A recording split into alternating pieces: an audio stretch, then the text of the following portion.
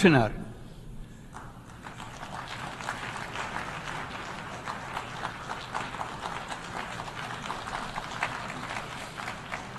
ফিলিস্তিনের মতো বিদ্যমান বাস্তবতা কেবল আরব কিংবা মুসলমানদের জন্যই উদ্বেগজনক নয়, বরং তা সমগ্র মানব জাতির জন্যই উদ্বেগের বিষয়।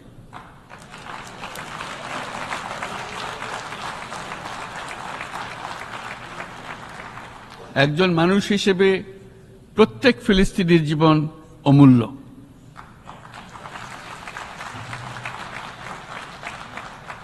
ফিলিস্তিনের জনগণের বিরুদ্ধে যে মানবতা বিরোধী অপরাধ হচ্ছে তার জন্য সংশ্লিষ্ট সকলকে দায়বদ্ধ করতে হবে।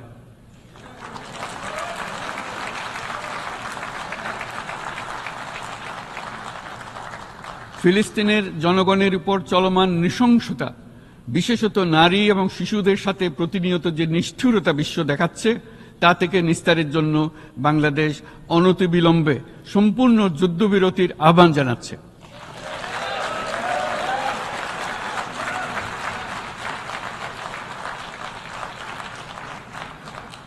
দ্বিরাষ্ট্রভিত্তিক সমাধানেই মধ্যপ্রাচ্যে টেকসই শান্তি আনতে পারবে।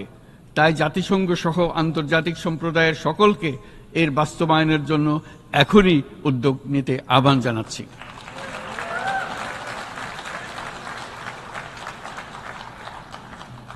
গত 2.5 বছর ধরে ইউক্রেনে চলমান যুদ্ধে বহু মানুষ প্রাণ হারিয়েছে। এই যুদ্ধের প্রভাব সর্বব্যাপী, এমনকি বাংলাদেশের অর্থনীতিতেও এর নেতিবাচক প্রভাব আমরা অনুভব করছি। আমরা তাই উভয় পক্ষকে সংলাপে বসে বিরোধ নিরসনের মাধ্যমে যুদ্ধের অবসান ঘটানোর আহ্বান জানাচ্ছি। মাননীয় সভাপতি, বাংলাদেশ গত 7 বছর যাবৎ মায়ানমার হতে আগত 12 লাখেরও বেশি রোহিঙ্গাদের মানবিক কারণে আশ্রয় দিয়ে আসছে। এর ফলে আমরা বিরাট সামাজিক, অর্থনৈতিক, পরিবেশগত ক্ষতির সম্মুখীন হচ্ছি।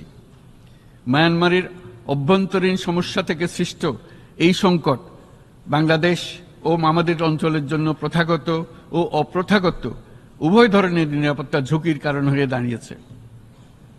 মায়ানমার থেকে বাংলাদেশে বলপূর্বক বাস্তুচ্যুত রোহিঙ্গাদের সহায়তা করতে আমরা অঙ্গীকারবদ্ধ। আমরা রোহিঙ্গাদের জন্য মানবিক সহায়তা কার্যক্রম চালু রাখা এবং তাদের টেকসই প্রত্যাবর্তন নিশ্চিত করার উদ্দেশ্যে আন্তর্জাতিক সম্প্রদায়ের পর্যাপ্ত সহায়তা অব্যাহত রাখার আহ্বান জানাচ্ছি।